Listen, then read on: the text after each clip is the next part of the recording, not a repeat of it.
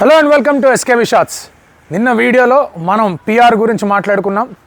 Just Rohit Sharma ఇంటర్వ్యూలో just అలా touch చేసి వదిలేసాం పిఆర్ అంటే ఏంటి అనేది.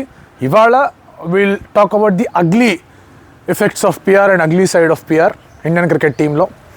అండ్ ఈ పబ్లిక్ రిలేషన్స్ అనేవి ఎలా వచ్చాయి, ఏ ఇంపాక్ట్ అనేది ఏ విధంగా క్రియేట్ చేసే అనే దాని గురించి మాట్లాడుకుందాం. Let's get start. Firstly PR అంటే పబ్లిక్ రిలేషన్స్. ఇది ప్రెస్ రిలీజ్ కాదు, పోతురాజు కాదు, ప్రకాష్ రాజ్ కాదు, పబ్లిక్ రిలేషన్స్. సినిమాల్లో ఉండేది పిఆర్ఓ. అతను ఏం చేస్తాడంటే సినిమాకి సంబంధించిన ప్రమోషన్ మెటీరియల్ అని వెబ్సైట్లకి, తర్వాత పేపర్లకి, వాటికి వీటికి ఇస్తూ ఉంటాడు. ప్రెస్ వాళ్ళతో రిలేషన్స్ పెట్టుకుంటూ ఉంటాడు. వాళ్ళ ద్వారానే పబ్లిక్తో మాట్లాడతాడు కాబట్టి అతని పబ్లిక్ రిలేషన్స్ ఆఫీసర్ అన్నారు. బట్ ఇక్కడ this PR is about public relations and brand building, image building. అది ఎట్లా జరిగింది అండ్ ఎందుకు ఇంత అగ్లీ సైడ్గా మారుతుంది అండ్ మిగతా క్రికెటర్స్ అందరూ కూడా అదే ఒక పందాలోకి ఎందుకు వెళ్తున్నారు అనే దాని గురించి మాట్లాడుకోవాల్సిన అవసరం. ఫస్ట్లీ మీరు అబ్జర్వ్ చేస్తే కనుక ఒపీనియన్కి అజెండాకి చాలా తేడా ఉంది. చాలామందికి ఇది అర్థం కాకుండానే ఏదైనా ఒపీనియన్ ఎక్స్ప్రెస్ చేసిన వెంటనే ఫలానా ప్లేయర్ పిఆర్ అని చెప్పేసి కామెంట్లు చేస్తూ ఉంటారు. ఒపీనియన్ ఏంటంటే suppose I say that Rohit Sharma's 2019 campaign ఏదైతే ఉండిందో వరల్డ్ కప్లో అతని బ్యాటింగ్, అది much more impactful than Virat Kohli's campaign అని చెప్పాను అనుకోండి, అది ఒపీనియన్ అవుతుంది. దాని నుంచి స్టాటిస్టిక్ తీసి అది రాసి అది పెట్టి ఇది పెట్టి ఏదో ఒక రూపంలో వీళ్ళు గొప్ప వాళ్ళు గొప్ప అని చెప్పేసి క్రియేట్ చేసే ఒక ఆస్పెక్ట్లు ఏవైతే ఉంటాయో, కథనాలుగా నడిపించే ఆస్పెక్ట్స్ ఏమన్నా ఉంటాయో వాటిని ఎజెండా అంటారు. ఆ ఎజెండా కూడా ఒక వీడియోతోనో ఒక దీంతోనో ఆగదు. అది అలా కంటిన్యూస్గా వెళ్తూ ఉంటుంది. కంటిన్యూస్గా దాని గురించి మాట్లాడే విధంగా చర్చ నడుస్తూ ఉంటుంది. దాన్ని ఎజెండా అంటారు. So PR is nothing but agenda. ఇక్కడ image building happens through an agenda. Agenda లేకుండా ఉత్తగా ఒపీనియన్ వచ్చింది అంటే it cannot be PR. For example if Ravi Shastri said or Sanjay Manjrekar said that Virat కోహ్లీలో ఇంకా కొంచెం టెస్ట్ క్రికెట్ ఉంది, రోహిత్ శర్మ కన్నా కొంచెం బెటర్గా టెస్ట్ ఆడే ఒక కేపబిలిటీ స్టిల్ విరాట్ కోహ్లీలో ఉంది అంటే వాళ్ళ ఒపీనియన్ మాత్రమే. అండ్ వీళ్ళిద్దరే same people from Mumbai Rohit Sharma test మ్యాచ్లో ఆడాలి, టెస్ట్ మ్యాచ్లో ఓపెన్ చేయాలని చెప్పింది కూడా వీళ్ళిద్దరే. So definitely it is only an opinion, not an agenda. ఇప్పుడు ఎజెండా ఎక్కడి నుంచి వస్తుంది లేదా ఈ ఇమేజ్ బిల్డింగ్ ఎక్కడి నుంచి వస్తుంది అంటే కనుక జర్నలిస్ట్ దగ్గర నుంచి స్టార్ట్ అవుతుంది. అది ఎవరు పడితే ఆ జర్నలిస్ట్తో కాదు. బీసీసీఐతో చాలా సత్సంబంధాలు ఉండే జర్నలిస్టులతో, ప్లేయర్లతో చాలా సత్సంబంధాలు ఉండే జర్నలిస్ట్తోనే స్టార్ట్ అవుతుంది. అండ్ మీరు అబ్జర్వ్ చేసుకోండి, ఈ జర్నలిస్టులు ఎవ్వరూ కూడా తెలుగు, తమిళ, మలయాళ, కన్నడ భాషలకు చెందిన వాళ్ళు కాదు, ఒక్కళ్ళు కాదు. పోనీ చెందిన వాళ్ళు ఎవరన్నా ఉన్నా వాళ్ళు హ్యాపీగా వెళ్ళిపోయి ముంబైలో కూర్చొని ఉన్నారు. ఎందుకంటే the entire media head office అంతా కూడా ముంబైలో ఉంది కాబట్టి all your media agencies, all your film productions ఇవన్నీ కూడా అక్కడి నుంచి జరుగుతాయి. బ్రాండ్ అడ్వర్టైజ్మెంట్స్ అని అక్కడి నుంచే జరుగుతాయి. నిజంగానే సౌత్ ఇండియన్ లాంగ్వేజెస్లో ఉన్న వాళ్ళకి అంత పవర్ ఉంది, అంత ఎజెండా డ్రివెన్గా మాట్లాడుతున్నారు, అంత పిఆర్ చేస్తున్నారంటే సంజు శాంసన్ అండ్ రుతురాజ్ గైక్వాడ్ ప్రతి మ్యాచ్లో ఆడుతూ ఉండేవాళ్ళు. R Ashwin was arguably a better match winner than Virat Kohli and Rohit Sharma. అసలు రిటైర్ అయ్యేవాడు కాదు. ఇప్పటికీ ఉంది. ఇప్పుడు సిఎస్కే అండ్ తమిళనాడు గైక్వాడ్ ఆడాలని ఎజెండా చేస్తారే తప్ప, లేదా మాట్లాడతారే తప్ప అది నిజంగా బీసీసీఐని ఇబ్బంది పెట్టే విధంగా ఉండదు. సంజు శాంసన్కి అంతమంది ఫ్యాన్స్ ఉన్నా కూడా నిజంగా బీసీసీఐని ఇబ్బంది పెట్టే విధంగా ఎప్పుడు జరగల. బట్ వీళ్ళిద్దరికి సంబంధించి, రోకోకి సంబంధించి ఎందుకంత ఇబ్బంది వచ్చింది? దిస్ ఈజ్ అ థాట్ మీ అందరికీ. ప్రసన్నని చాలా మాట్లాడినారు అండ్ ప్రసన్న బయటకు వచ్చి కూడా చెప్పాడు ఇది పరిస్థితి అని చెప్పేసి. ప్రసన్నకే పిఆర్ని ఇన్ఫ్లుయెన్స్ చేసేంత సినిమా లేదు. ప్రసన్న పోల్చుకుంటే మేమందరం ఎంత, ఈ సౌత్ ఇండియన్ ఉన్న స్పోర్ట్స్ జర్నలిస్టులు అంతా. It all happens from people who are sitting in Mumbai and Delhi. And ఎవరైతే బీసీసీఐతో మంచి సంబంధాలు కొనసాగిస్తూ ఉన్నారో, ఈ లీకులు వచ్చింది వాళ్ళకే, తర్వాత అజెండాలు క్రియేట్ చేసేది వాళ్ళే, స్టోరీలు క్రియేట్ చేసేది వాళ్ళే. రెండో aspect of this is hatred. ఈ హేట్రెడ్ అనేది is a by product of nasty PR. PR అనేది 3 విభాగాలుగా ఉంటుంది. Paid, owned, earned. పెయిడ్ అంటే డబ్బులు ఇచ్చి మరీ పిఆర్ చేయించుకునేది. ఓన్డ్ అంటే ఒక మీడియా హౌస్ ఏదో ఒకటి ఓన్ చేయడం. ఎర్న్డ్ ఇస్ సంథింగ్ వేర్ మీరు సంపాదించడానికి అలాగే కొనుక్కోవడానికి ఉన్న తేడా పెయిడ్ అండ్ ఎర్న్డ్లో. మీ ఒక బ్రాండ్ బిల్డ్ చేసే ప్రక్రియలో డెఫినెట్లీ ఆ బ్రాండ్తో అసోసియేట్ అయ్యే వాళ్ళు వచ్చేస్తారు. వాళ్ళని ఫ్యాన్స్ అనొచ్చు, లేకపోతే ఇంకేదన్నా అనొచ్చు. వాళ్ళ దగ్గర నుంచి కమెంట్స్ రాబట్టుకోవడం, వాళ్ళ దగ్గర నుంచి ట్వీట్లు రాబట్టుకోవడం, వాళ్ళ దగ్గర నుంచి ఒక రకమైన డిఫెన్స్ అనేది రాబట్టుకోవడం, లేదా వచ్చేలాగా చేసుకోవడం, వచ్చిందంటే దాన్ని యాంప్లిఫై చేయడం. అండ్ ఈ ఎర్న్డ్ పిఆర్ వల్ల వచ్చేది hatred. So the entire game of PR is based on hatred. ఇది పాలిటిక్స్లో జరుగుద్ది, క్రికెట్లో కూడా జరగడం ప్రారంభమైందంటే this is an unfortunate thing. And Indian sports హిస్టరీలో 2 గ్రేట్ పిఆర్ నెట్వర్క్స్గా ఎమర్జ్ అనేవి Rohit Sharma's PR and Virat Kohli's PR. Virat Kohli sphere is directly in your face, up front కనిపించేస్తుంది కళ్ళకి. రోహిత్ శర్మ స్పియర్ కనిపించదు. Rohit Sharma sphere and 2014 Narendra Modi's campaign are 2 wonderful case studies. ఎవరన్నా పిఆర్ చదువుకుందాం అనుకునే వాళ్ళకి these 2 are wonderful case studies. Virat Kohli విషయానికి వచ్చేస్తే కనుక he is a broadcaster's delight. ఎందుకు అంటే చాలా అగ్రెసివ్గా ఉంటాడు, ఫేస్లో ఎక్స్ప్రెషన్స్ కనిపించేస్తూ ఉంటాయి. Is in your face, celebration ఎక్కువగా చేస్తాడు, బ్యాటింగ్ అంతే బాగా చేస్తాడు. ఆ సమయంలో ఫ్రమ్ లెటెస్ట్ 2014 ఆస్ట్రేలియా టూర్ నుంచి 2019 దాకా he has been ruling the roost in every format. The best modern day all format batter is Virat Kohli. Test lo తగ్గిపోయాయి, T20 వదిలేసాడు, వన్డేలో is still there. టెస్ట్లో he was actually ruling the roost. So అందుకే విరాట్ కోహ్లీ చేసే తన field మీద చేసే ఇవన్నీ వ్యవహారాలు, యాంటిక్స్, వీటన్నిటి మీద కూడా there is always an affinity. అందుకే star sports join hands with him. And అతను బాగా ఆడుతున్నాడు కాబట్టి అతని మీదే ప్యాకేజ్లు ఉండేవి, కామెంటేటర్స్ అదే మాట్లాడేవాళ్ళు, స్టోరీస్ అవే ఉండేవి. ఆడకపోయినా కూడా ఎందుకు ఫెయిల్ అయ్యని చెప్పి స్టోరీస్ అలాగే వస్తూ ఉండేవి. కెమెరా ఎప్పుడు వాళ్ళ కెమెరా కాబట్టి అక్కడ అతని మీదే ఉంటూ ఉండేది. So this is how PR was done because it was happening so vehemently. ఇంత అద్భుతంగా జరుగుతుంది కాబట్టి whenever Virat Kohli's RCB failed, అదే రీతిలో క్రిటిసిజం కూడా ఇతరత్ర సర్కిల్స్ నుంచి వచ్చేది.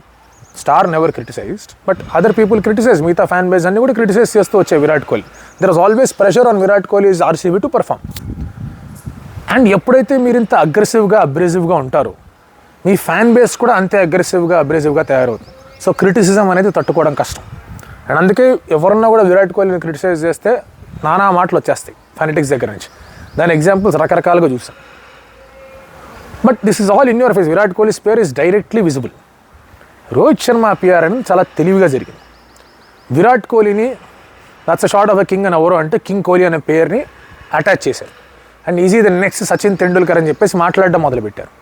So Sachin is the biggest sports person to have played from India and is the best batsmen in the world, hands down. ఎవరు అతని దగ్గర కూడా రాలేరు. అలాంటిది ఈజీ ద నెక్స్ట్ సచిన్ అని చెప్పేసి మాట్లాడడం మొదలుపెట్టేసరికి Virat Kohli was looked there. Rohit Sharma గురించి మాట్లాడాలంటే టెస్ట్ మ్యాచెస్లో అతను పర్మనెంట్ అయింది 2019 నుంచి. వన్డేలో he was doing well from 2013. T20లో also was doing well only from 2013. ఎప్పుడైతే అతను ముంబై ఇండియన్స్ ట్రాఫీ గెలిచాడో అలా అన్ని ఫార్మాట్లు ఆడే ప్రయత్నం చేసిన one day and T20 became really best. ఆ సమయంలో when Rohit Sharma was winning trophies and Virat Kohli was not, మెల్లగా Rohit Sharma the captain building అనేది జరిగింది. దానికి అందరూ కారణమే, ముంబై ఇండియన్స్ కారణమే, ముంబై ఇండియన్స్ ఫ్యాన్స్ కారణమే, ముంబై ఇండియన్స్ ఫ్యాన్స్ లాగా ఉన్న కామెంటేటర్స్ కారణమే, అందరూ కారణం.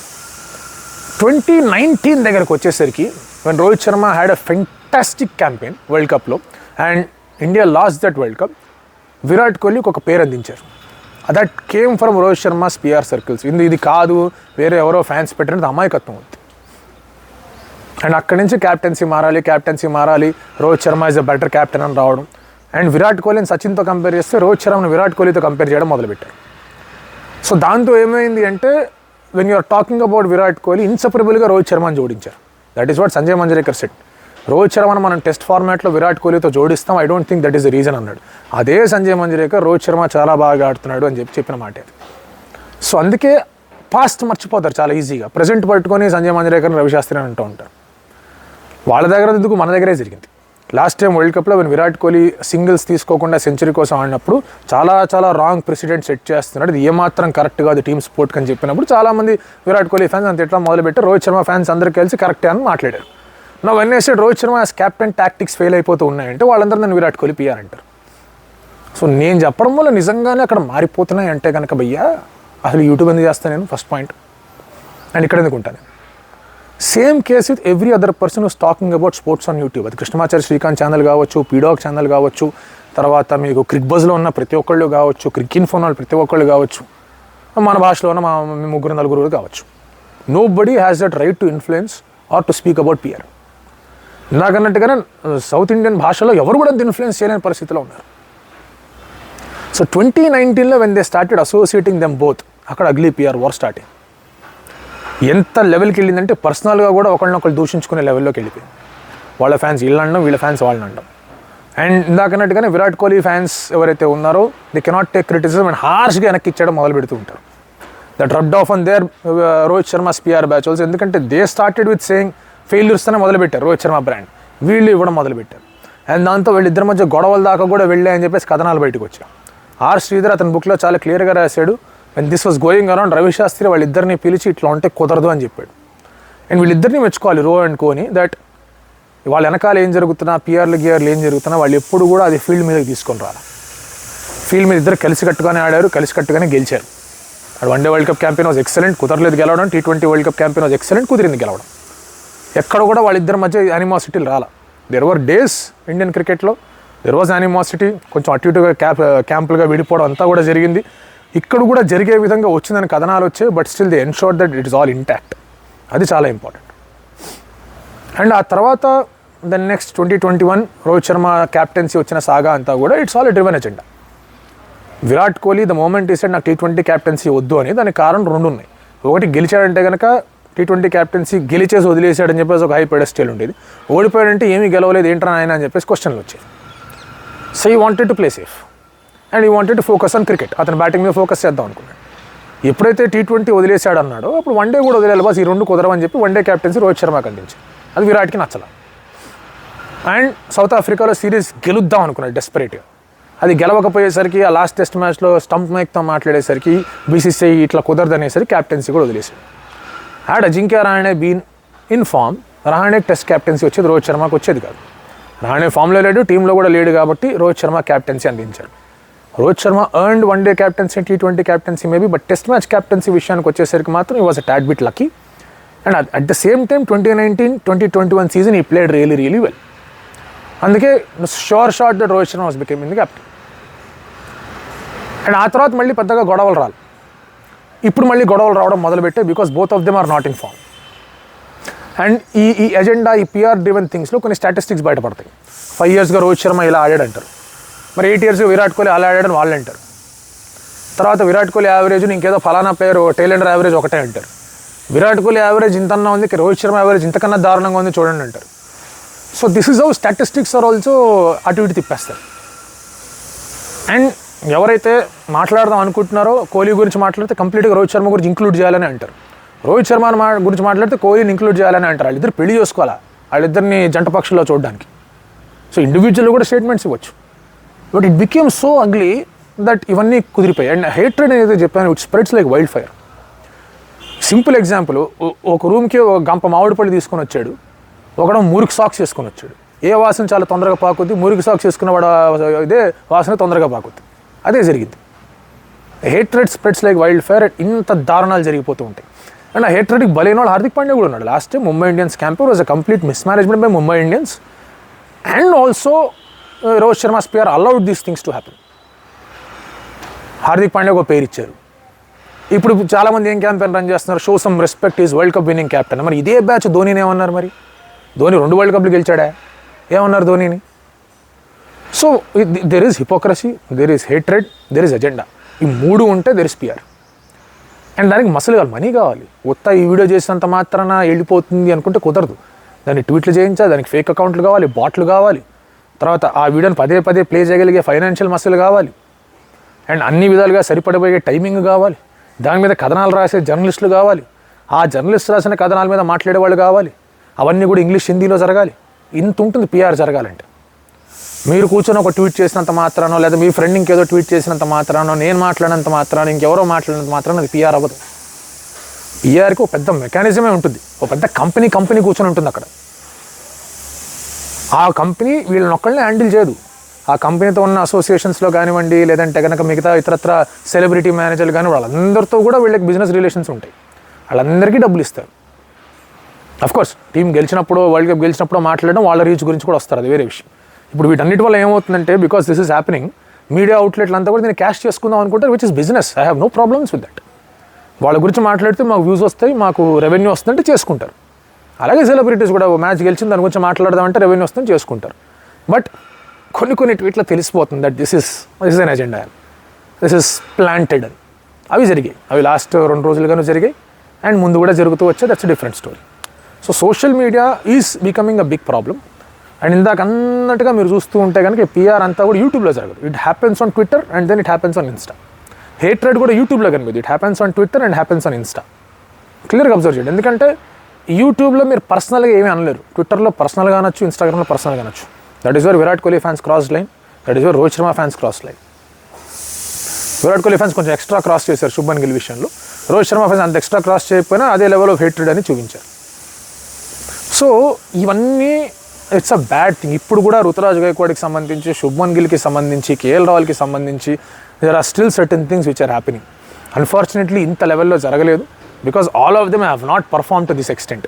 ఈ లెవెల్లో పర్ఫామ్ చేసే నెక్స్ట్ సెట్ ఆఫ్ బ్యాటర్స్ ఇండియాకి రాలా. వచ్చుంటే కనుక ఇంకా దారుణాలు జరిగిపోయాయి. అందుకే నెక్స్ట్ జరగబోయే బీసీసీఐ మీటింగ్లో ఈ పిఆర్ డ్రివెన్ ఎజెండాస్ ఎవరైతే ఉన్నారో వాళ్ళందరితో మాట్లాడి if something of this sort happens పగలు కొడతామని చెప్పాలి. రికీ పాంటింగ్ ఫ్యాన్స్ ఎవరు స్టీవ్ వాన్ అనలేదు బస్ మేము బీకేమని. స్టీవెన్ స్మిత్ ఫ్యాన్స్ ఎవరు రికీ పాంటింగ్ అనలా. ప్యాట్ కమిన్స్ ఫ్యాన్స్ ఎవరు రికీ పాంటింగ్ అనట్లా. ఇండియాలోనే జరుగుద్ది ఇదంతా, గోల్ అంతా ఇండియాలోనే జరుగుద్ది. ఎందుకంటే మన వాళ్ళ దగ్గర పాపులేషన్ బాగుంది, మీడియా కన్జంప్షన్ బాగుంది. అండ్ నిజంగా చెప్తున్నాను కదా, we have better media managers and media planners here. మీడియాలో ఉన్న బుద్ధి, మీడియా ఉన్న చతురత ఇంకే దేశంలో కూడా లేదు ఇండియాకు ఉన్నంత. అందుకే ఈ చెత్త అంతా జరుగుతూ ఉంటుంది. ఇంత అగ్లీగా జరుగుతున్నా కూడా there is one lesson here. దాంతో క్లోజ్ చేస్తా. దట్ వన్ లెసన్ ఇస్ బయట ఏం జరుగుతున్నా ఫీల్డ్ మీద మాత్రం నువ్వు నేను మన టీంకి ఆడుతున్నాం. ఏది పడితే అది చేద్దాం టీంని గెలిపించడానికి అని చెప్పేసి ఇద్దరికిద్దరు చేతులు జోడించారు. నా this is an important lesson. బయట ఏం జరుగుతున్నాడు వాడి గురించి పట్టించుకోవద్దు.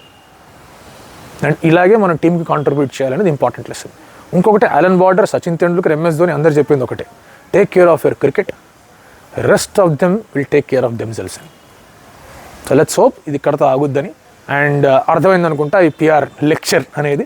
ప్రాబ్లం ఎప్పుడైనా కూడా ఎంబీఏ కాలేజ్కి వెళ్ళి పిఆర్ గురించి మాట్లాడుతున్నప్పుడు ఆ వీడియో అనేది బయటపెట్టే ప్రయత్నం చేస్తే ఇంకా డీటెయిల్గా అర్థం చేసుకోవచ్చు.